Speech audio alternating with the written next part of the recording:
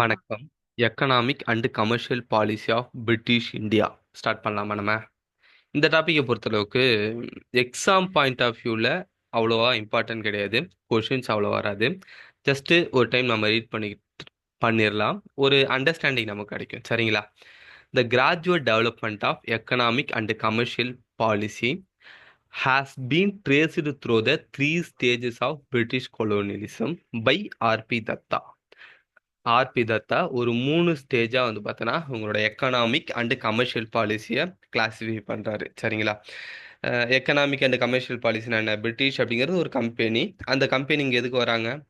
Profit make பண்ண, காசு சம்பாதிக்க. ஸோ எப்படிலாம் ப்ராஃபிட் மேக் பண்ணுறாங்க அப்படின்னு சொல்லிட்டு நம்ம பார்க்கலாம். சரிங்களா? ஃபர்ஸ்ட் ஃபேஸ், ஏர்லி ஃபேஸ்ன்னு சொல்கிறாரு. 1600லேருந்து 1757 வரைக்கும் ஏர்லி ஃபேஸ்ன்னு சொல்கிறாரு. 1600 இங்கே வந்தாங்க, அது நமக்கு தெரியும். எலிசபெத்தில் வந்து ராயல் சார்ட்டர் பெர்மிஷன் வாங்கிட்டு இந்தியாவுக்கு வருவாங்க. 1757 இது எங்கே படிச்சிருக்கோம்? கரெக்டாக சொல்லுங்கள் பார்க்கலாம்.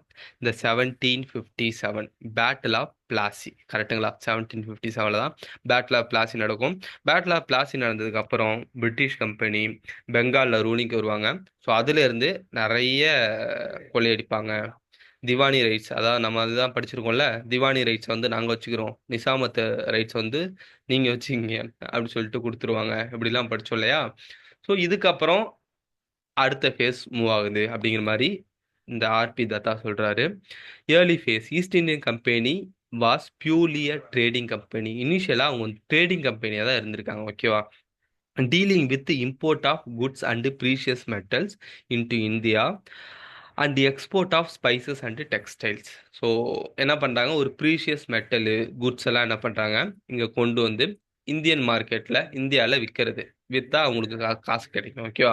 அதே போல் இங்கே இருக்கிற ஸ்பைசஸ் எல்லாம் வாங்கிட்டு போயிட்டு யூரோப்பியன்ஸ்கிட்ட வந்து விற்கிறது. ஏன்னா யூரோப்பியன் மார்க்கெட்டில் ஸ்பைசஸுக்கு செம்ம டிமாண்டு. ஸோ நல்லாவே ப்ராஃபிட் கிடைக்கும். சரிங்களா? ஸோ இந்த வேலையை தான் வந்து பார்த்தீங்கன்னா ஏர்லி ஃபேஸில் பார்த்துருக்காங்க. ஓகேவா? Next phase mercantile phase. 1757லேருந்து 1813 வரைக்குமே மெர்கண்டைல் ஃபேஸ் அப்படி சொல்லி சொல்கிறாங்க. 57 நமக்கு தெரியும், பெங்காலில் ரூலிக்கு வராங்க. அதுக்கப்புறம் அப்படியே கொஞ்சம் கொஞ்சமாக அரௌண்ட் 1870லலாம் மராத்தாவை பிடிச்சிருவாங்க. ஃபுல் டெக்கானே வந்து பார்த்தோன்னா அவங்க கையில் இருக்கும். சவுத் இந்தியா, சவுத்து மிடில் ஃபுல்லாகவே வந்து பார்த்தீங்கன்னா பிரிட்டிஷோட கையில் இருக்கும். இந்த டைம் வரைக்கும் மெர்கண்டைல் ஃபேஸ்ன்னு சொல்கிறாங்க. ஓகேவா?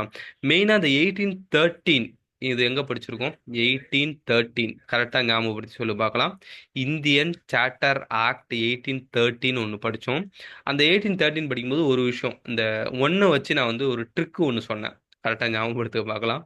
ஒன்றை வச்சு 1813 அப்படின்னா மோனோபோலி எண்ட் ஆகும் அப்படி சொன்னேன். ஞாபகம் வருதா உங்களுக்கு? 1813 அப்படின்னா சார்ட்டர் ஆக்ட்ல மோனோபோலி எண்ட் ஆகும். ஓகேவா? ஸோ இங்கே சொல்லிக்கோங்கள, இந்த company use its political power and monopolised trade.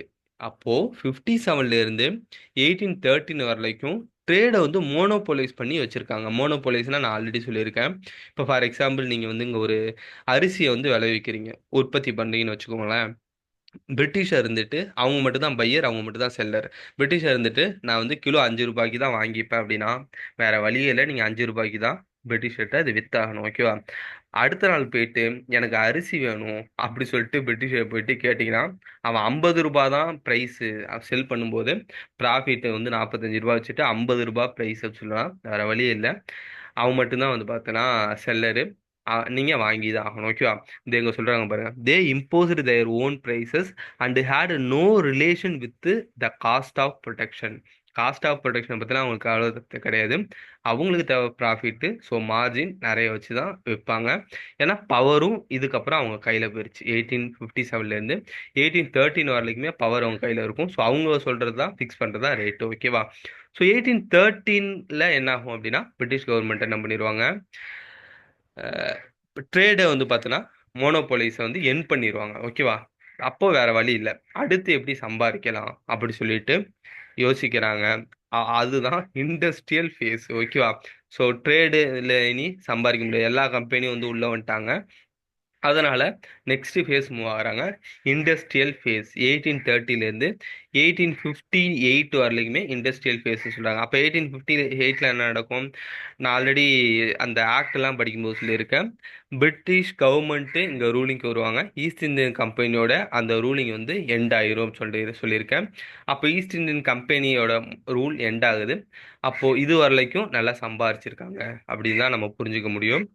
The British mercantile industrial capitalist class exploited India. இந்த டைம்ல இந்த டியூரேஷன்ல British capitalist industrial capitalist class என்னடா லேட் ஆக மாட்டுது, இருங்க ஒரு நிமிஷம்.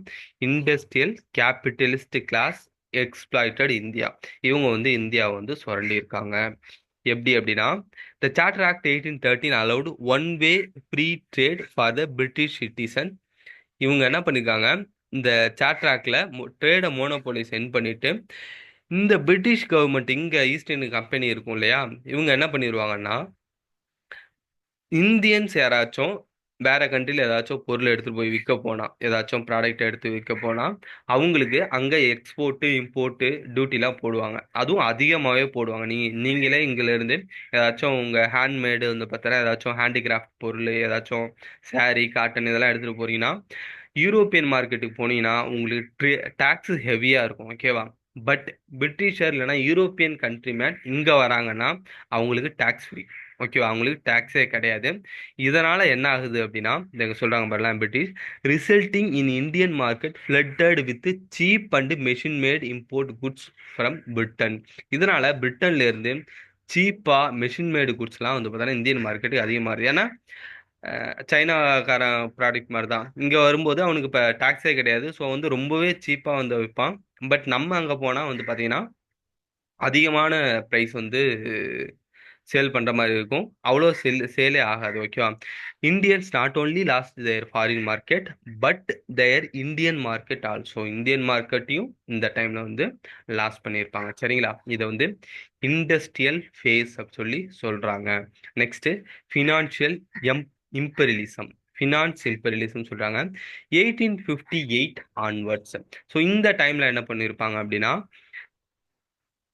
the saw export of the capital from the India and also chain of the British controlled bank export import firms and managing agency house.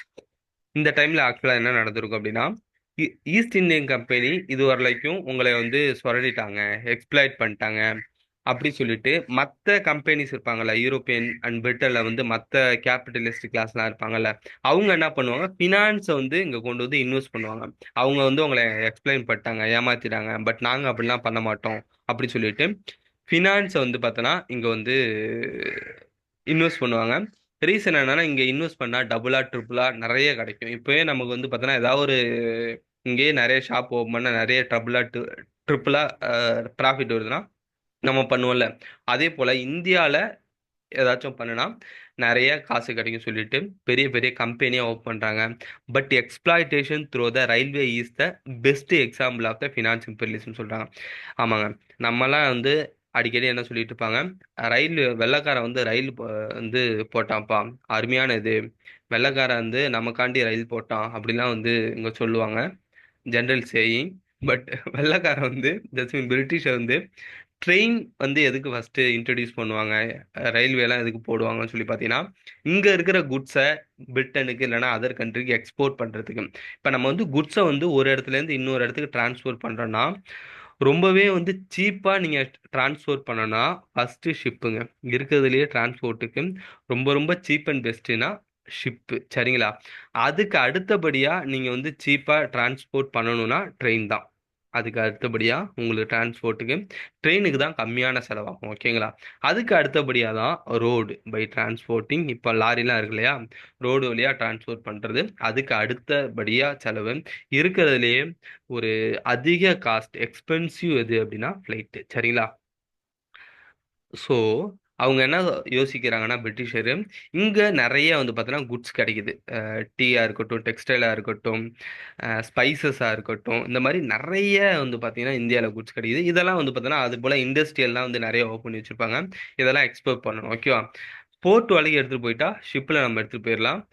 அதுக்கு போர்ட் வரைக்கும் எடுத்துகிட்டு போகிறதுக்கே வந்து இந்த ரோடு எல்லாம் வந்து பார்த்தீங்கன்னா யூஸ் பண்ண வேண்டியதாக இருக்கு. இது அதிக காசாகும்னு சொல்லிட்டு ட்ரெயினை இன்ட்ரடியூஸ் பண்ணுவாங்க. ஓகேவா? ஸோ அது ட்ரெயின் வழியா வந்து பார்த்தீங்கன்னா எக்ஸ்ப்ளாய்ட் பண்ணுவாங்க. இதுதாங்க வந்து பார்த்தீங்கன்னா phase of economic policy. So இவ்வளோ வந்து பார்த்தீங்கன்னா ஃபுல்லாக இந்தியாவில் வந்து எவ்வளோ கொள்ளையடிக்கணுமோ சுரண்ட முடியுமோ சுரண்டி இருப்பாங்க. ஸோ இந்த டைம்லாம் வந்து பார்த்தீங்கன்னா இந்த இந்தியன் மார்க்கெட்லாம் போகும்போது ஹேண்டிகிராஃப்ட், லோ கிளாஸ், இந்த சின்ன சின்ன வியாபாரம், சின்ன சின்ன மெர்ச்சன்ட், சின்ன அதாவது அடிமட்ட ரேஞ்சில் இருப்பாங்கல்ல, எல்லாருமே டிராஸ்டிக்காக ரொம்ப பாதிக்கப்பட்டிருப்பாங்க. இது அதனால தான் 1857 ரிவோல்ட் வரும். ஓகேவா? அந்த டைம்ல வந்து பார்த்தோன்னா ஏன்னா பீசன்ட்ல எல்லாம் அடித்தட்டு மக்கள் இருக்காங்க. இந்த மாதிரி அநியாயம் நடக்குது. இதை யார்கிட்ட போயிட்டு கம்ப்ளைண்ட் பண்ணா அது சரியாகும் அப்படிங்கிறது கூட அவங்களுக்கு தெரியாது. ஏன்னா அதை இப்போ பிரிட்டிஷை வந்து தட்டி கேட்கறது கூட யாருமே இல்லை. ஸோ அந்த மாதிரி இருக்கும்போது எப்படி சொல்றது, அடைச்சி வச்சா வந்து பார்த்தீங்கன்னா ஒரு ஒரு பஸ்ட் ஆகும்ல, அந்த மாதிரி பஸ்ட் ஆகி 1857 ரிவோல்ட் நடக்கும். ஓகேவா? கிட்டத்தட்ட மெயின் ரீசனே என்ன அப்படின்னா இந்தியாவில் வந்து பார்த்தோன்னா ஃபுல்லாக டிவைட் ஆகி கிடக்கும். நம்ம இந்தியன் அப்படிங்கிற ஒரு உணர்வு இருந்திருக்காது அப்போ. அதனால யாரோ ஒருத்தவங்க வந்து நம்மளை வந்து சுரண்டி எடுத்துட்டு போயிருப்பாங்க. கிட்டத்தட்ட இப்போவும் வந்து பார்த்தீங்க அப்படின்னா நிறைய கரப்ஷன், பொலிட்டீஷியன் வந்து நிறைய கரப்ஷன் இதெல்லாம் வந்து பண்ணிட்டு இருக்காங்க. எப்போ கொஷின் ரைஸ் பண்றாங்களோ ஜென்ரல் பப்ளிக் வந்து பாத்தீங்க அப்படின்னா, எப்போ கொஷின் ரைஸ் பண்றாங்க ஜென்ரல் பப்ளிக்ல வந்து இது வந்து நம்ம மணி, இது வந்து பப்ளிக் மணி அப்படிங்கிறது நம்மளோடது, நமக்கு சொந்தமானது அப்படிங்கிற ஒரு அவேர்னஸ் எப்போ கிரியேட் ஆகுதோ, யாரோ ஒரு லீடர் இல்லைன்னா வந்து பெருசா யாராச்சும் ஒருத்தவங்க பண்ணி கொஷின் எப்போ கேட்க ஆரம்பிக்கிறாங்களோ அப்போ இதுவும் வந்து சரியாகும். ஓகேவா? இந்த இந்த படத்துல சொல்லியிருப்பாங்க, ஜனகணமன படத்துல பாத்தீங்க அப்படின்னா ஃபைனலா வந்து பாத்தீங்கன்னா ஒரு கிளைமேக்ஸ்ல வந்து ஒரு டைலாக் வரும். அஹ் இந்த கேள்வி கேட்க தான் செய்வோம் யுவர் ஆனர். இது வந்து கேள்வி கேட்டா அவங்க பதில் சொல்ற கடமை அவங்களுக்கு இருக்கு. ஏன்னா இது எவன் அப்பன் வீட்டு சொத்தும் இல்லை அப்படின்னு சொல்லிட்டு ஒரு டைலாக் சொல்லுவாரு. ஸோ அந்த மாதிரி இந்த இந்த பாலிடிக்ஸ் வந்து ஜனகணமன யாராச்சும் பார்க்கலன்னா அந்த படத்தை வேணா பாருங்க. இப்போ நடக்கிற பாலிடிக்ஸ் கிளைமேக்ஸ்லாம் வெறித்தனமா பேசியிருப்பாரு. சரி, ஓகே, நெக்ஸ்ட் போவோம். Drain of wealth theory. Drain of wealth refers to the portion of the national product of India which was not available for the consumption of its own people. Drain of wealth அப்படின்னா என்ன சொல்றாங்கன்னா, own பீப்புளுக்கே wealth வந்து பார்த்தீங்க அப்படின்னா consumption பண்ண அவைலபிளா இல்லாததான் வந்து பார்த்தீங்கன்னா ட்ரெயின் ஆஃப் வெல்த் அப்படி சொல்றாங்க. இந்த தியரியை சொன்னது யாருன்னு சொல்லி பார்த்தீங்கன்னா Dadabhai Naoroji. First cited the drain of wealth theory in his book titled poverty and unBritish rule in India. So இந்த புக்கில் தான் வந்து பார்த்தீங்கன்னா ஃபர்ஸ்ட்டாக தாதாபாய் நவ்ரோஜி வந்து பார்த்தீங்க அப்படின்னா இந்தியாவோட வெல்த் வந்து பார்த்தோன்னா ட்ரெயின் ஆகுது, ட்ரெயின் பண்ணது வந்து பார்த்தீங்கன்னா இந்த பிரிட்டிஷரு அப்படி சொல்லியிருப்பாரு. R C Dutt blamed British policy for Indian economics in his book economic and history of India. இந்த ரெண்டு புக்கை மட்டும் பார்த்துக்கோங்க. அப்புறம் அடிஷ்னலாக தாதாபாய் நவரோஜி வந்து பார்த்தீங்க அப்படின்னா நேஷனல் இன்கம் வந்து பார்த்தோன்னா கால்குலேட் பண்ணியிருப்பாரு. அப்புறம் வந்து பெர் கேபிட்டா இன்கம் வந்து கால்குலேட் பண்ணியிருப்பாரு. ஓகேவா? பெர் கேபிட்டா இன்கம் எப்போ கால்குலேட் பண்ணுவார் சொல்லி பார்த்தீங்க அப்படின்னா பெர் கேபிட்டா 1867 என்ன சொல்லுவார்னா, ஒரு பர்சன் வந்து 20 ரூபி தான் வந்து பார்த்தோன்னா பெர் ஏர்ன் பண்றாரு அப்படி சொல்லி கால்குலேட் பண்ணுவாரு. அதான் பெர் கேபிட்டா இன்கம் சொல்லியிருப்பாங்க. ஓகேவா? அதே போல நேஷனல் இன்கமும் தாதாபாய் நவரோஜி தான் ஃபர்ஸ்டா கால்குலேட் பண்ணியிருப்பாரு. National income. ஸோ இது எப்போ கால்குலேட் பண்ணுவார்னா 1876 இப்படி ஞாபகம் வச்சுக்கோங்க. இங்கே வந்து 67 வரும், அப்படி இங்கே மாற்றி 76 வரும். ஓகேவா? நேஷனல் இன்கம் அப்படின்னா 76, இது 67. சரிங்களா? இதை மட்டும் பார்த்துக்கோங்க.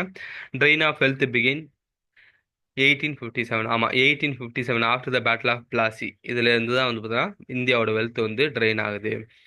பெங்காலில் இதெல்லாம் ஆல்ரெடி நம்ம படிச்சிருக்கோம்ல. ஸோ இதை அப்படியே பார்த்துக்கோங்க. இதில் வந்து மெயினாக ரெண்டு பாயிண்ட்டு. தாதாபாய் நவரோஜி அவர் புக் எழுதியிருக்காரு, poverty and un British India. RC Dutt அவரோட book economic history of India. Per capita income, national income. சரிங்களா? Next land revenue system. இந்தியாவில் பிரிட்டிஷர் லேண்ட் ரெவன்யூ சிஸ்டம் எப்படிலாம் கொண்டு வந்தாங்க. ஓகேவா? ஃபர்ஸ்ட் வந்து பார்த்தீங்க அப்படின்னா இசர்தாரி சிஸ்டம், இசரேதாரி சிஸ்டம் அப்படி சொல்லிட்டு 1773ல வாரன் ஹாஸ்டிங் கொண்டு வருவார். வாரன் ஹாஸ்டிங் வந்து கொண்டு வரு. அதுக்கு முன்னாடி டூயல் கவர்மெண்ட் வந்து ராயல் சாரி ராபர்ட் கிளைவ் இருப்பாரு. ராபர்ட் கிளைவ் என்ன பண்ணுவார்னு சொல்லிட்டு உங்களுக்கு தெளிவா தெரியும், சரிங்களா? ஸோ ராபர்ட் கிளைவ் வந்து பாத்தீங்க அப்படின்னா பவரை விட்டு இறக்கிட்டு வாரன் ஹாஸ்டிங் 1773ல, அதாவது 1773ல பிரிட்டிஷ் கவர்மெண்ட் ரெகுலேட்டிங் ஆக்ட் போடுமா. ஸோ வாரன் ஹாஸ்டிங் வந்து கம்பெனிலேருந்து இங்கே வந்து கவர்னராக வருவார். வந்துட்டு லேண்டு மூலயமா எப்படி சம்பாதிக்கலாம் அப்படி சொல்லிட்டு ஃபர்ஸ்ட் பார்ப்பாரு, ஓகேங்களா? அப்படி பார்க்கும்போது வந்து பார்த்தீங்க அப்படின்னா ஆல்ரெடி வந்து டூயல் கவர்மெண்ட்டை பிரிட்டிஷ் கவர்மெண்ட் வந்து அபாலிஷ் பண்ணிருச்சு. That's mean diwani rights, nizamat rights. So இவர் என்ன பண்றாருன்னா இசர்தாரி சிஸ்டம் அப்படி சொல்லிட்டு ஒன்று இன்ட்ரடியூஸ் பண்றாரு. இது என்ன அப்படின்னா, ஒரு குறிப்பிட்ட அளவு லேண்ட் இருக்கு அப்படின்னு சொல்லி பார்த்தீங்க அப்படின்னா அந்த லேண்டை ஏழை விட்டுருவாரு. ஏழை விட்டுட்டு பிட் அப்படி சொல்லுவாங்கல்ல, யார் வந்து அதிக ஏலத்துக்கு கேட்குறாங்களோ அவங்களுக்கு அது ஒரு கான்ட்ராக்ட் மாதிரி அவருக்கு வந்து கொடுத்துருவாங்க, ஓகேவா? ஸோ அவங்க என்ன பண்ணுவாங்க, யார் வந்து அதிக காசு கொடுத்தாங்களோ அவங்க எவ்வளோ முடியுதோ அவங்க வந்து அந்த லேண்ட்ல இருந்து ஏர்ன் பண்ணிக்கலாம். பீஸ் அண்ட் வந்து பார்த்தோன்னா அடிமைப்படுத்தி கொடுமைப்படுத்துறது, லேண்ட் எப்படி இருக்கு, இதெல்லாம் கவலையே கிடையாது. அவங்கள பொறுத்தளவுக்கு அவங்களோட போட்ட காசு வரணும். ஸோ இந்த சிஸ்டத்தை வந்து ஃபர்ஸ்டா ஒரு கொலை கொடூரமான சிஸ்டம் இது. ஸோ இந்த சிஸ்டத்தை வந்து பார்த்தோன்னா வாரன் ஹாஸ்டிங் இன்ட்ரடியூஸ் பண்ணுவார், சரிங்களா? ஸோ இதனால வந்து பார்த்தோன்னா அந்த சில சமீன்தாரே வந்து பார்த்தோன்னா அந்த கான்ட்ராக்ட் எடுக்க முடியாதான்.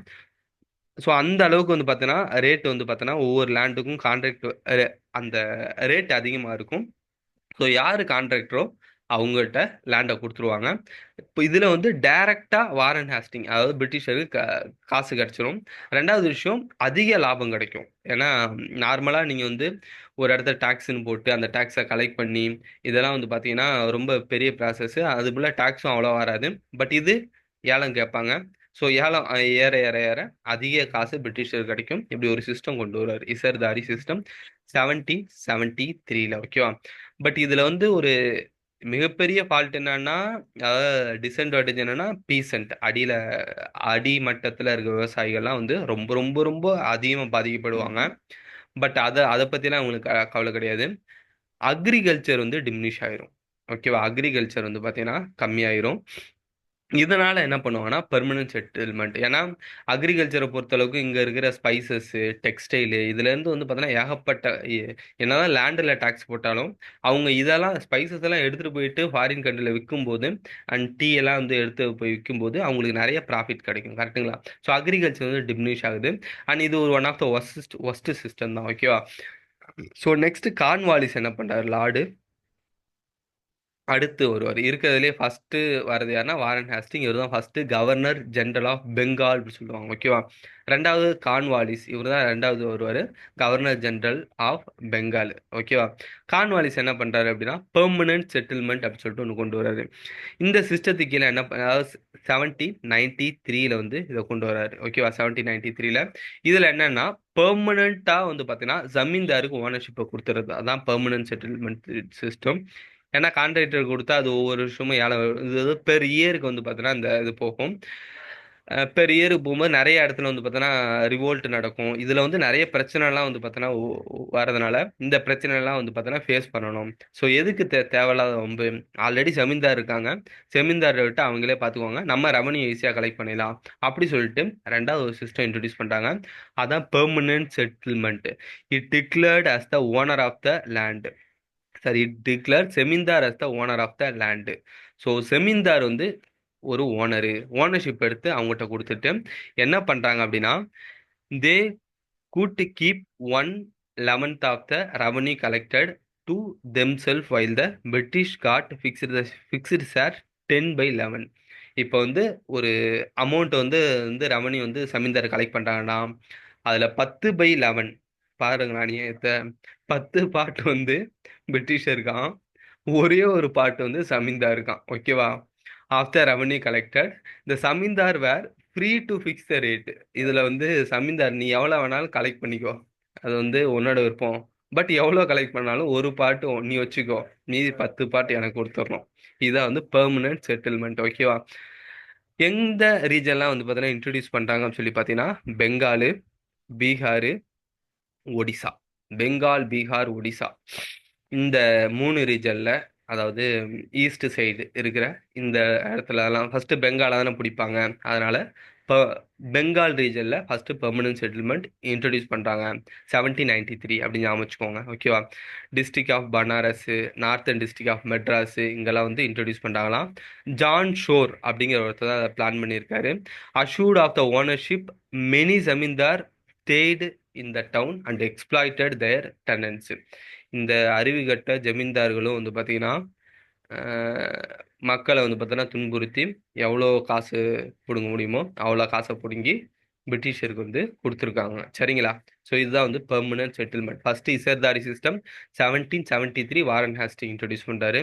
அடுத்து பெர்மனன்ட் செட்டில்மெண்ட் 1793 ஒரு 20 வருஷம் கழிச்சு கான் வாலிஸ் வந்து இன்ட்ரடியூஸ் பண்ணுறாரு. பெங்காலி, பீகார், ஒரிசா, பனாரஸ். சரிங்களா? இதை பார்த்துக்கோங்க. Next ryotwari system introduced. இதை யார் இன்ட்ரடியூஸ் பண்றாங்க அப்படின்னா தாமஸ் முன்ரோ அப்படின்னு சொல்லிட்டு ஒருத்தர் இருப்பாரு. அடுத்து வந்து பார்த்தோன்னா அலெக்சாண்டர் சார்ல்ஸ் அப்படின்னு சொல்லிட்டு ஒருத்தர் இருப்பாரு. ஓகேங்களா? இவங்க 2 பேர் தான் இதை வந்து ரெக்கமெண்ட் பண்றாங்க. ரீசன் என்னன்னா ஜமீன்தார்லாம் ஒரு ஒரு ஸ்டேஜுக்கு அப்புறம் ஆட்டிடியூட் காமிக்க ஆரம்பிப்பாங்க. நிறைய வந்து பார்த்தோன்னா இதில் கரப்ஷனும் நிறைய நடக்கும். நாங்கள் வந்து கலெக்ட் பண்ணலை, ரெவன்யூ இல்லை சொல்லிட்டு ஜமீன்தார்னு லெஸ் பட்ட ஆளுங்களா. ஸோ பிரிட்டிஷருக்கு வந்து கொஞ்சம் கூட வந்து பார்த்தீங்கன்னா பிரிட்டிஷுக்கு டஃப் கொடுக்குற ஆளுங்க ஜமீன்தார். ஸோ இவங்க என்ன பண்ணுவாங்க, நிறைய கரப்ஷனு இந்த மாதிரி நடந்திருக்கதும். ஸோ இவங்க என்ன பண்ணுவாங்க, ரயத்வாரி சிஸ்டம் அப்படின்னு சொல்லிட்டு ஒன்று இன்ட்ரடியூஸ் பண்ணுறாங்க. In this the direct settlement was made between government and ryot. செமீன்தாரை ஊடால வச்சாதானே, நடுவில் வந்து இன்டர்மீடியட் பர்சனாக வச்சாதானே இந்த கரப்ஷனு அப்புறம் வந்து நம்மளே ஏமாத்துறது இதெல்லாம் நடக்குது.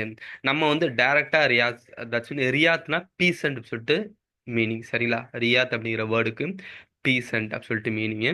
நம்ம நேராக வந்து பார்த்தோன்னா ஃபார்மர்ஸ்டே வந்து பார்த்தீங்க அப்படின்னா போயிட்டு வரியை கலெக்ட் பண்ணிக்கலாம் அப்படி சொல்லிட்டு ஒரு சிஸ்டம் கொண்டு வராங்க. அது பேர் ரயத் வரி சிஸ்டம். ஓகேங்களா?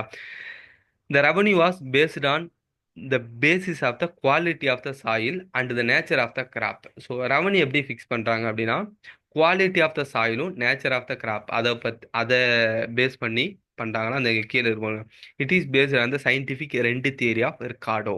Scientific rent theory of Ricardo அப்படி ஒரு தியரி பற்றி பேஸ் பண்ணி இது வந்து பார்த்தீங்கன்னா பண்ணியிருக்காங்க. இந்த revenue was fixed for the period not exceeding 30 years. சரிங்களா? The position of the cultivator became the more secure. So இந்த டைமில் வந்து பார்த்தோன்னா கல்டிவேட்டர் மோர் செக்யூராக இருந்தாலுமே இந்த ரெவன்யூ டேக்ஸே வந்து பார்த்தோன்னா ரியாத் பீசண்ட் வந்து பார்த்தோன்னா அதிகமாக தான் வைப்பாங்க. இதனாலையும் நிறைய பிரச்சனை வரும். பீசண்டால கொடுக்க முடியாது, தட்ஸ் மீன் ஃபார்மர்ஸால கொடுக்க முடியாது. சரிங்களா? இது எங்கெல்லாம் இன்ட்ரடியூஸ் பண்ணுறாங்கன்னு சொல்லி பார்த்தீங்கன்னா பாம்பே, மெட்ராஸ், அசாம், மெயினாக இந்த சைட் பார்க்கணும், வெஸ்ட் சைட். இது வந்து பெங்கால் ரீஜனு. ரயத்வாரியை பொறுத்தவரை பாம்பே, மெட்ராஸ். ஓகேவா? நெக்ஸ்ட் போயிருமா? நெக்ஸ்ட் வந்து பார்த்தீங்கன்னா மஹல்வரி சிஸ்டம் சொல்லிட்டு இன்ட்ரடியூஸ் பண்ணுறாங்க. இந்த ஏரியா ஆஃப் த கங்கா வேலி, கங்கா வேலியில் வந்து பார்த்தீங்கன்னா மஹல் அப்படி சொல்லிட்டு இன்ட்ரடியூஸ் பண்ணுறாங்க. ஓகேவா? மஹல் அப்படின்னா என்ன அப்படின்னா the settlement was made with village with maintain form of common ownership known as the bhaichara அப்படி இல்லைன்னா மஹல்ஸ் சொல்றாங்க. அதாவது காமன் ஓனர்ஷிப். ஒரு மஹல்ஸ் அப்படின்னா which were the group of village, ஒரு வில்லேஜ் அப்படி இல்லைன்னா குரூப் ஆஃப் வில்லேஜ், அதான் வந்து பார்த்தீங்கன்னா மஹல் அப்படி சொல்லுவாங்க. The revenue was periodically revised. ஒரு குரூப் ஆஃப் வில்லேஜ் இருக்கும், அந்த குரூப் ஆஃப் வில்லேஜ் வந்து ஒரு மஹல் சொல்லுவாங்க. அந்த குரூப் ஆஃப் வில்லேஜ் மொத்த வில்லேஜ் சேர்ந்து என்ன பண்ணுவாங்க, ஏதாச்சும் விவசாயம் பண்றது என்ன பண்ணுவாங்க அந்த லேண்டில் பண்ணிட்டு மொத்தமாக வந்து பார்த்தீங்கன்னா ஒரு ரெவன்யூ வரும் இல்லையா, அந்த ரெவன்யூ எடுத்துகிட்டு போயிட்டு பிரிட்டிஷருக்கு கொடுத்துருவாங்க. ஓகேவா? இதுதான் mahalwari system. North east frontier province, central India, Punjab, so இதெல்லாம் வந்து பார்த்தீங்கன்னா இங்கெல்லாம் இது பண்ணியிருக்காங்க. The revenue settlement was to be made by village and estate with landlords. So இது இது நம்ம அதை மட்டும் பார்த்துக்கோங்க. மகள்வாரி சிஸ்டமை பொறுத்தளவுக்கு எப்போ இன்ட்ரடியூஸ் பண்ணுவாங்க அப்படி சொல்லி பார்த்தீங்கன்னா 1822 ஹோல்டு மெக்கன்சி பெங்கால் இன்ட்ரடியூஸ் பண்ணுவார். ஓகேவா? இங்கே வேணால் நான் எழுதிடுறேன். 1822 1822 ஹோல்டு மெக்கன்சி மெக்கன்சி இவர் வந்து பெங்கால் ரீஜனில் இதை இன்ட்ரடியூஸ் பண்ணுவாருங்க.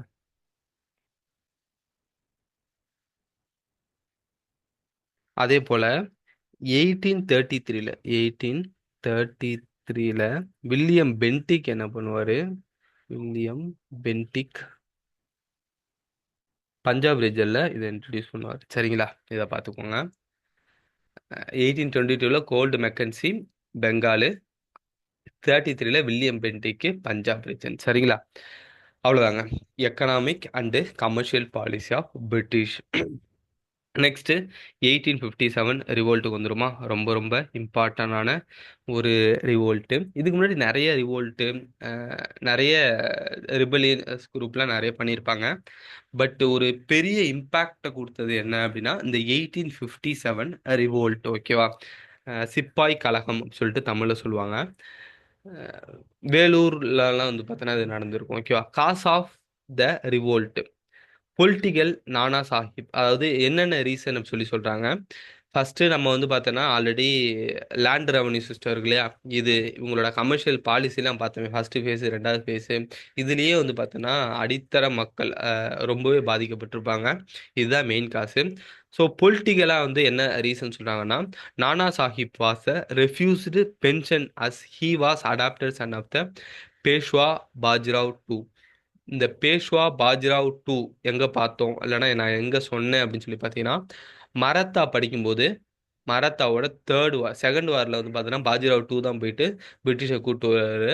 அதுக்கப்புறம் சைன் பண்ணிட்டு இவர் வந்து பார்த்தீங்கன்னா கிங்கா இருப்பாரு சொல்லிட்டு பாஜிராவ் டூ சொன்னேன். அண்ட் தேர்ட் வாரில் இவரை எடுத்துருவாங்க. ஓகேங்களா? ஸோ இவர் வந்து இவரோட அடாப்டர்ஸ் வந்து நானா சாஹிப். இவருக்கு இந்த நானா சாஹிப் வந்து பார்த்தீங்கன்னா பென்ஷன் தர மாட்டாங்களாம். அதனால நானா சாஹிப் வந்து பிரச்சனை பண்றாரு. Lead to the revolt at Kanpur. Kanpur அப்படிங்கிற இடத்துல ரிவோல்ட்டை வந்து நானா சாஹிப் வந்து கொண்டு போறாரு. ஓகேவா? Awadh Lucknow was annexed in 1856 on the charge of the maladministration சரின்னு சொல்லிட்டு லக்னோ அவத்தை வந்து பார்த்தீங்கன்னா இது பண்றாங்க. அதனால லக்னோ ரீஜன்ல வந்து ரிவோல்ட் போகுது. Jhansi was annexed owing to the doctrine of lapse. Doctrine of lapse அதை ஜான்சி வந்து மத்திய பிரதேசில் இருக்கிற ஒரு ரீஜனு. ஜான்சி ராணி அப்படிங்கிறவங்க அங்கே போராடினவங்க. சரிங்களா? டாக்டரின் ஆஃப் லேப்ஸ் அப்படின்னா வாரிசு இல்லா கொள்கை சொல்லுவாங்க. அதாவது கிங் குயினுக்கு வந்து பார்த்தீங்கன்னா அடுத்து வாரிசு இல்லை அப்படின்னா அந்த ரீஜன் எங்களோடது, பிரிட்டிஷோடது அப்படின்னு சொல்லிட்டு இவங்க அனெக்ஸ் பண்ணிக்குவாங்க. அதான் ஜான்சி டாக்டரின் ஆஃப் லேப்ஸ். சரிங்களா? இதெல்லாம் வந்து பார்த்தீங்கன்னா பொலிட்டிக்கல் காஸ் அப்படி சொல்லி சொல்கிறாங்க. Military discrimination. மிலிட்ரியில் என்ன நடக்குது அப்படின்னு சொல்லி பார்த்தீங்கன்னா, Indian soldiers was paid low salary. ஆமாம். இப்போ வந்து பிரிட்டிஷருக்கு அதே போஸ்ட்டுக்கு அதே வேலை செஞ்சாங்க அப்படின்னா ஒரு ஒரு 100 ரூபாய் தராங்கன்னா அதே நம்ம இந்தியன்ஸ் வந்து பார்த்தீங்கன்னா 1/3 சேலரி தான் தருவாங்க. அவ்வளோ ரொம்ப ரொம்ப கம்மியாக தருவாங்க. அதுபோல் ஹையர் அஃபீஷியலாக வந்து பார்த்தீங்கன்னா இந்தியன்ஸுக்கு வந்து அப்பாயிண்டே பண்ண மாட்டாங்க. ஹையர் அஃபீஷியலாக வந்து ஒன்லி பிரிட்டிஷ் மட்டும்தான் இருப்பாங்க. ஸோ இதனால வந்து பார்த்தீங்கன்னா மிலிட்ரி இந்தியனில் வந்து பார்த்தீங்கன்னா சோல்ஜர்ஸ்லாம் வந்து பார்த்தீங்கன்னா ரொம்பவே இது பண்ணுவாங்க, கடுப்பாயிருவாங்க.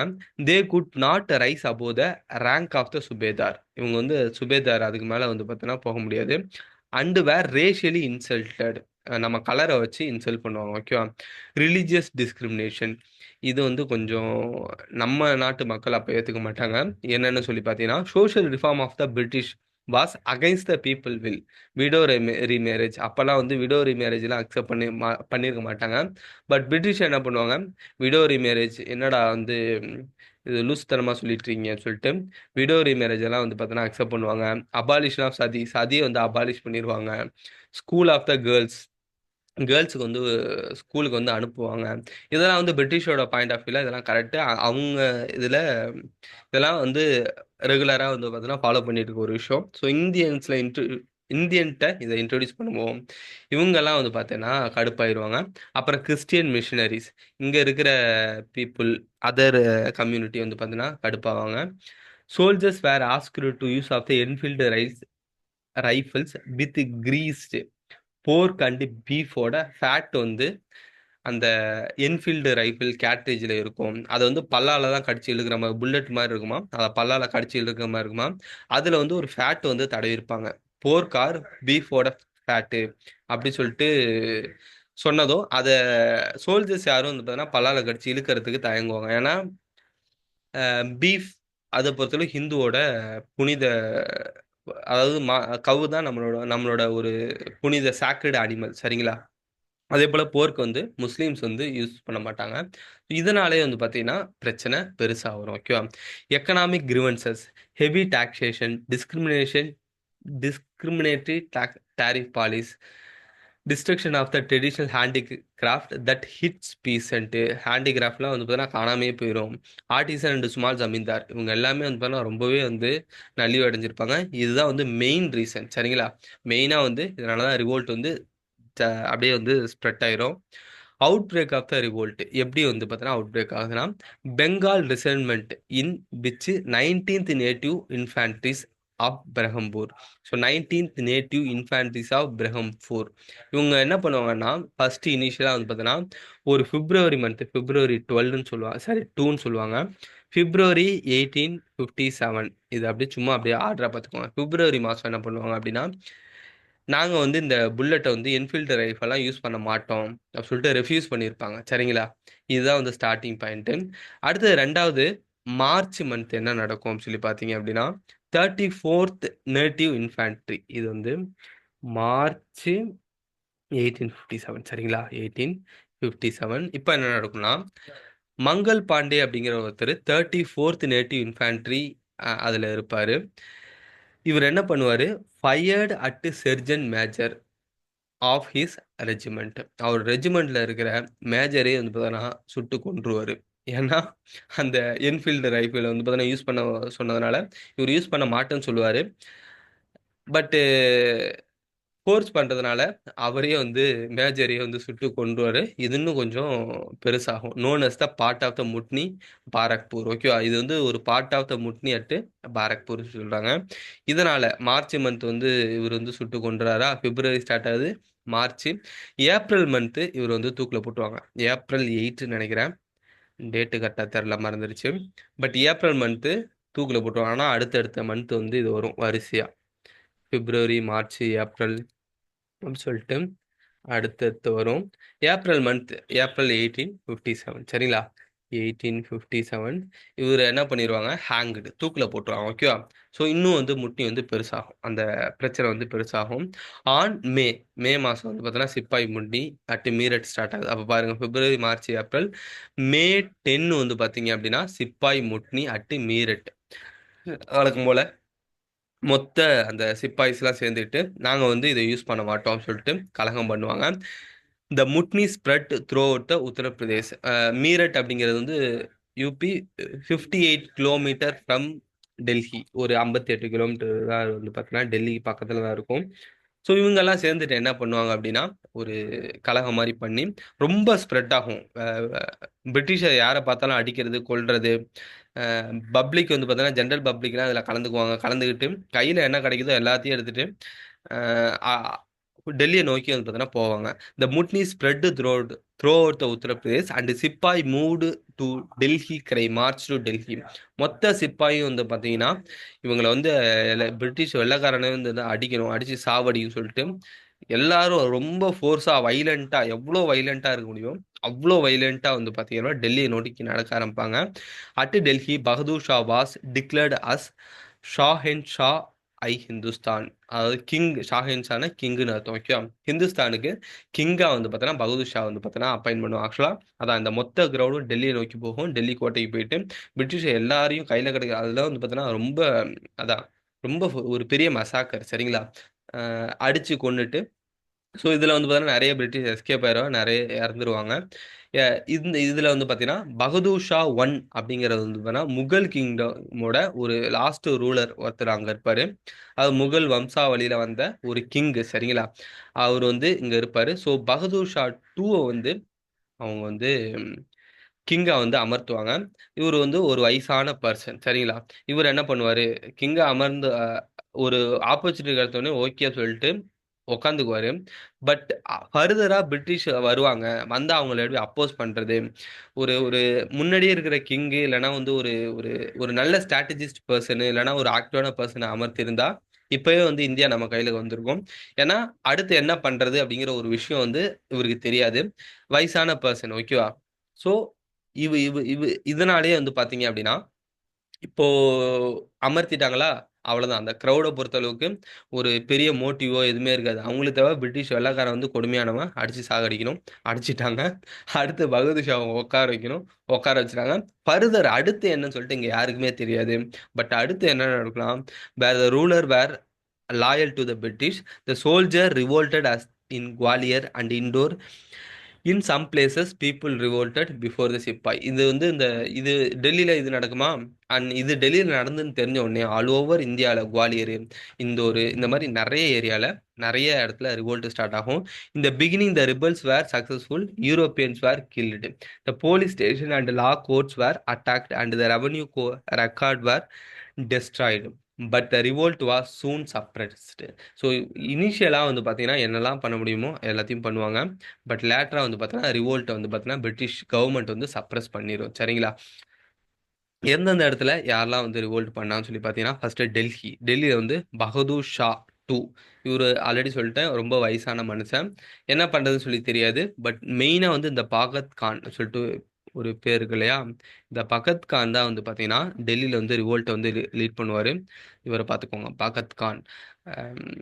பக்கத்தில் இருக்க பாரக்பூர், அங்கேருந்து பக்கத்தில் இருக்கிற எல்லா ஏரியாவிலேருந்தும் சோல்ஜர்ஸ்லாம் கூப்பிட்டு வந்து ஓரளவுக்கு ஆர்கனைஸ் பண்ணிட்டு இருக்கும்போதே பிரிட்டிஷ் வந்து அகைன் உள்ளே வந்துடுவாங்க. கான்பூர்ல வந்து நானா சாஹிப் இல்லைனா தொண்டு பேண்ட் அப்படி சொல்லி சொல்கிறாங்க. Adopter son of the Bajirao இப்போ தான் படித்தோம். அப்புறம் கான்பூர்லேயே வந்து தாந்தியா தோப்பு, அசிமுல்லா கானு, இந்த இந்த பேர்லாம் படிச்சுக்கோங்க. எந்தெந்த ரீஜனில் யார் யார் வந்து ரிவோல்ட் பண்ணன்னு சொல்லிட்டு ஒரு ஏதாவது ஹிண்ட் வச்சு படிச்சுக்கோங்க. சரிங்களா? இவங்கெல்லாம் ரிவோல்ட் பண்ணுறாங்க. ஜான்சியில் வந்து ராணி லக்ஷ்மி பாய், அவங்களுக்கு வந்து இந்த ராணி லக்ஷ்மி பாய் படம் பார்த்தீங்கன்னா தெரியும். அந்த படத்தில் வந்து பார்த்தீங்கன்னா இவங்களுக்கு வந்து குழந்தை இருக்காது, இந்த தம்பதிக்கு வந்து குழந்தை இருக்காது. அதனால பிரிட்டிஷ் வந்து பிடிக்க வருவாங்க. ஸோ அதுக்கு அகைன்ஸ்ட் எதிர்த்து ராணி லக்ஷ்மிபாய் வந்து சண்டை போடுவாங்க. அதில் கங்காதர் ராவ் சொல்லிட்டு இவரோட ஹஸ்பண்ட் இருப்பார். அவர் இறந்ததுக்கப்புறம் ராணி லக்ஷ்மிபாய் வந்து சண்டை போடுவாங்க. அந்த படத்தை பார்த்தீங்கன்னா உங்களுக்கு தெரியும். சரிங்களா? அதெல்லாம் பார்த்துருப்பீங்கன்னு நினைக்கிறேன். நெக்ஸ்ட் லக்னோ, பேகம் ஹஸ்ரத் மஹால். இவங்க வந்து இப்போ லக்னோ அப்படிங்கிறதுல வந்து பேகம் ஹசரத் மஹால், அவங்களோட சன் வந்து பிரிஜிஸ் காதர், அவங்க வந்து சண்டை போடுறாங்க. அதாவது ரிவோல்ட்டை ரிலீட் பண்ணுறாங்க. லக்னோலாம் நம்ம எங்கே பார்த்துருக்கோம்? பஞ்சாப், அது அந்த ரீஜனில் தான் வரும். அப்போ பஞ்சாப் அப்படின்னாலே நம்ம வந்து வார் போகும்போது கமிஷனராக வந்து பார்த்தோன்னா ஜான் லாரன்ஸ் வந்து அப்பாயின்ட் பண்ணுவாங்கன்னு சொல்லி படிச்சிருக்கோம். சரிங்களா? So Lawrence, Henry Lawrence, John Lawrence இவங்க தான் இருப்பாங்க. அதில் ஹென்ரி லாரன்ஸ் எல்லாம் வந்து பார்த்தோன்னா இந்த பேகம் ஹசரத் மஹால் ஒரு குரூப்பாக போயிட்டு அட்டாக் பண்ணி அதில் வந்து ஹென்ரி லாரன்ஸ்ல இறந்துருவார். நிறைய பேர்த்த வந்து கொன்றுவாங்க. ஓகேவா? ஃபைசாபாத் மௌலவி அஹமத்துல்லா, பாரலி கான் பகதூர் கானு. ஸோ எல்லா ரீஜன்லையும் ஒவ்வொருத்தவங்களும் சண்டை போடுவாங்க. அவங்களுக்கு ஒரு ரீசன் இருக்கும். இந்த கான் பகதூர் கான் மட்டும் எந்த ஒரு ரீசனுமே இல்லாமல் இந்தியாவுக்காக இது வந்து லீட் பண்ணியிருப்பார். சரிங்களா? மற்ற எல்லாருக்குமே பர்சனல் அவன்ச்சு. பிரிட்டிஷ் வந்து பார்த்தீங்கன்னா இது வந்து ஒரு நேஷ்னலிஸ்ட் மூமெண்ட்டாக இல்லாமல், மக்களுக்காக இல்லாமல், தனக்கு ஒரு பர்சனல் அவன்ச்சு இருக்கும், இல்லைனா தனக்கு ஒரு ப்ராப்ளம் இருக்கும், அதுக்காக சண்டை போடுவாங்க. பட் இவர் காகன் பகதூர் கான் இந்தியாக்காண்டி சண்டை போட்டுவார். பீகார்ல பீகார்ல வந்து குன்வர் சிங்கு, சமீந்தர் ஆஃப் த ஜெகதீஷ்பூரா. சரிங்களா? Next suppression of the revolt. So எப்படி இந்த ரிவோல்ட்டை சப்ரஸ் பண்ணுறாங்க இதை பார்த்துக்கோங்க. John Lawrence remarked, had a single leader of ability arisen among them, we must have been lost beyond the redemption. ஒரே ஒரு சிங்கிள் லீடர் அப்போ வந்து எபிலிட்டியாக வந்து அரைஸ் ஆயிருந்தா கூட நம்ம வந்து எப்போவே வந்து பார்த்தோன்னா அதை பிடிச்சிருக்கோம். அந்த மாதிரி ஜான் லாரன்ஸ் சொல்லியிருக்காரு. Delhi was captured on 20th September. மறுபடி 20th செப்டம்பர் வந்து பார்த்தீங்க அப்படின்னா டெல்லியை கேப்சர் பண்ணுவாங்க. அரௌண்ட் ஜூன் மந்த்தே, மே மந்த் வந்து பார்த்தீங்க அப்படின்னா ரிவோல்ட் வந்து ஸ்டார்ட் ஆகுதா, ஜூன் மந்த்தே வந்து ஓரளவுக்கு ரிவோல்ட் வந்து சப்ரஸ் ஆயிரும். ஜூன் மந்த்தே வந்து பார்த்தீங்க அப்படின்னா ரிவோல்ட் வந்து சப்ரஸ் ஆயிரும். சரிங்களா? அதை பார்த்துக்கோங்க. Next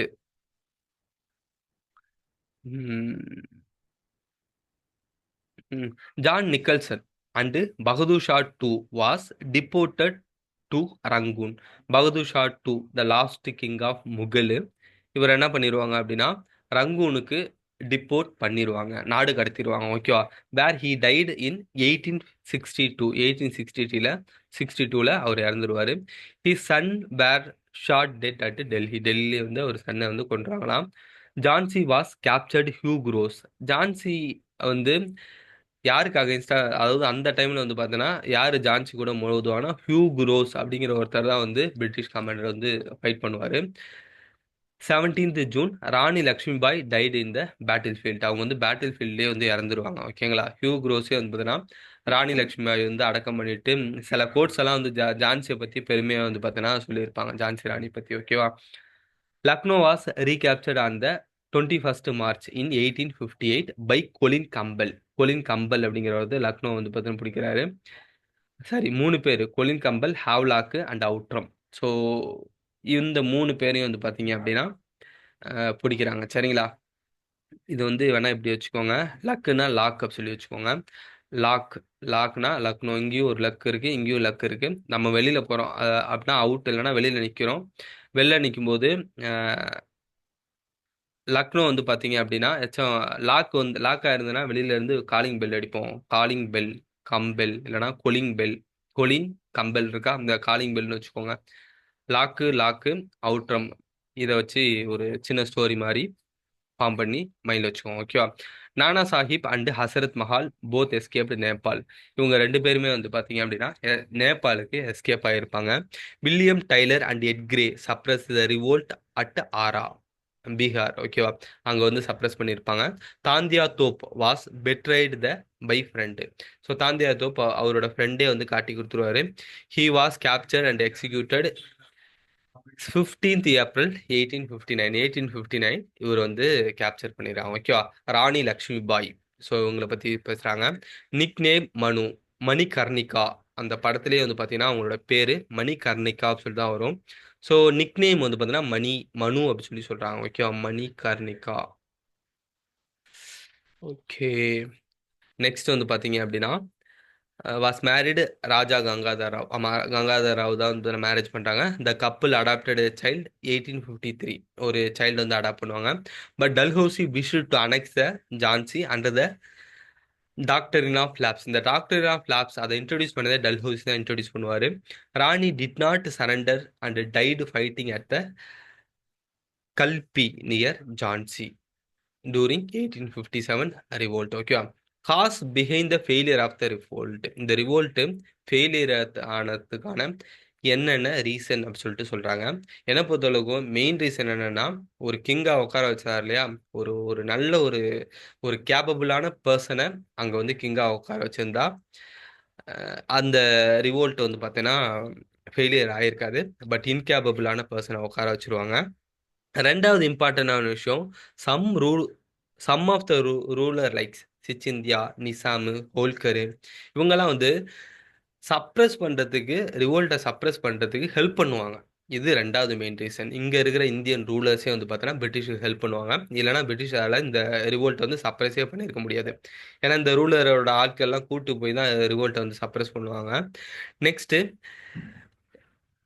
lakh of unity and poor organisation of the revolt. ரிவோல்ட்டை வந்து பார்த்தோன்னா கரெக்டாக பின்னாடி வர காந்தியன் மூமெண்ட் மாதிரி ஒரு மிகப்பெரிய ஒரு லீட்ரு வந்து ஒரு யுனைட் பண்ணி அந்த மூமெண்ட் எல்லாம் கொண்டு போக மாட்டாங்க.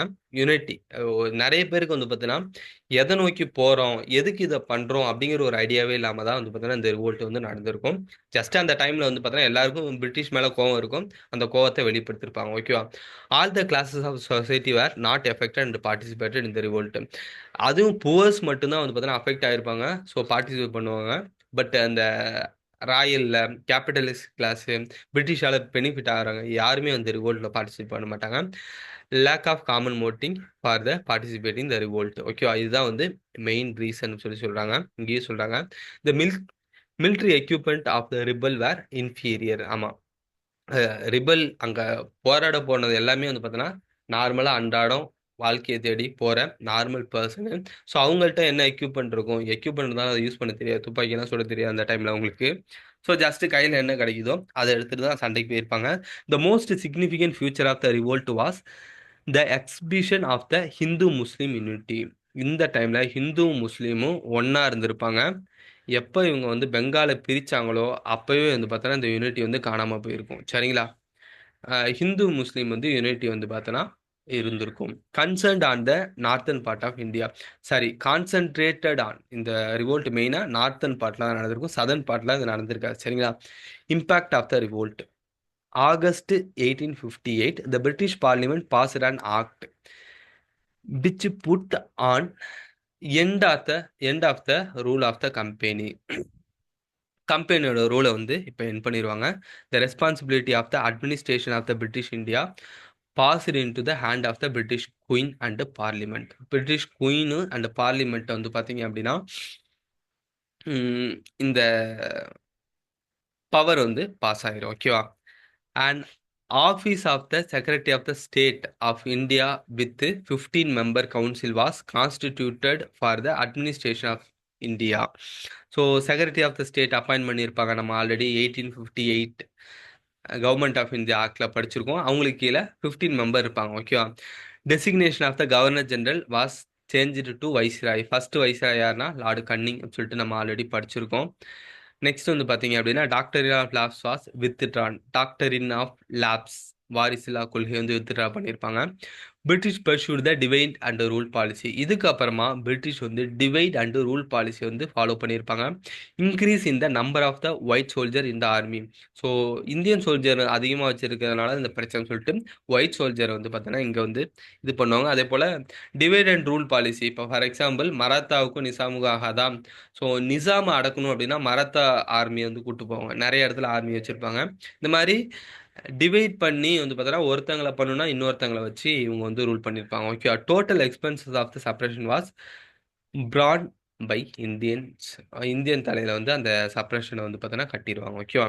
Opinion on nature of the revolt 1857. இது சில பேர் யாரில் எப்படி இதை பார்க்குறாங்க அப்படின்னு சொல்லிட்டு இதில் கொடுத்துருக்காங்க. ஆனால் ஒரு டைம் ரீட் பண்ணி விடுங்க. நெக்ஸ்ட் வீடியோவில் நம்ம மீட் பண்ணலாம். ஓகேவா? எல்லாருக்கும் பை பாய், டாட்டா.